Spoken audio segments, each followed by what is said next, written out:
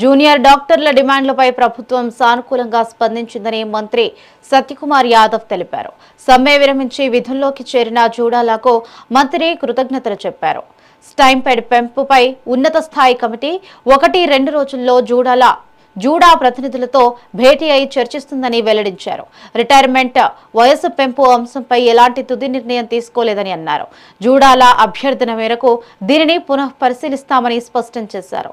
అలాగే non clinical పోస్టుల్లో MNC, PhD అభ్యర్థుల నియామక అంశాలైన చర్చించి తగిన నిర్ణయం తీసుకుంటామని మంత్రి పేర్కొన్నారు.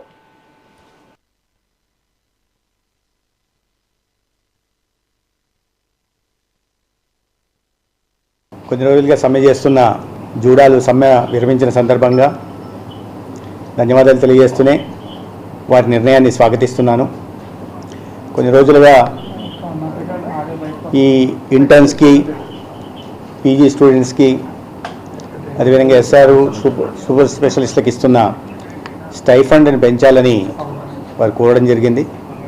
అయితే ప్రభుత్వం అనుకున్న పరిమితుల దృష్ట్యా ఎంతవరకు సాధ్యమవుతుందో అన్న విషయం మీద వాళ్ళతో చర్చలు నిర్వహిస్తూనే ఉన్నాం నిరంతరంగా. దీని మీద పిల్లు వేయడం, తర్వాత కోర్టు దృష్టికి కూడా వెళ్ళడం, దానికి ముందుగానే జూడాలు కూడా సమ్మె విరమించారు.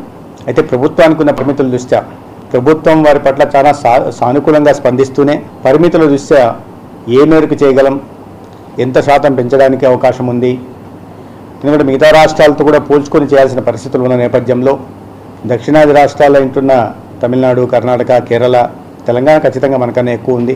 కానీ మిగతా రాష్ట్రాల్లో ఇంటర్న్స్కి ఎంత ఇస్తున్నారు, మన రాష్ట్రంలో ఎంత ఇస్తున్నారు, అదేవిధంగా పీజీలకి ఎంత ఇస్తున్నారు అనే విషయాన్ని ఇప్పటికే కూలంకషంగా దాని మీద చర్చించడం కూడా జరిగింది. దానికి అనుగుణంగా ప్రభుత్వం పరిమితుల దృష్ట్యా వారి పట్ల సానుకూలంగా స్పందిస్తూనే వారి డిమాండ్లు ఏవైతే ఉన్నాయో వాటిని తీర్చే ప్రయత్నం చేస్తాం. కొన్ని రోజులుగా సమ్మె చేస్తున్న జూడాలు సమ్మె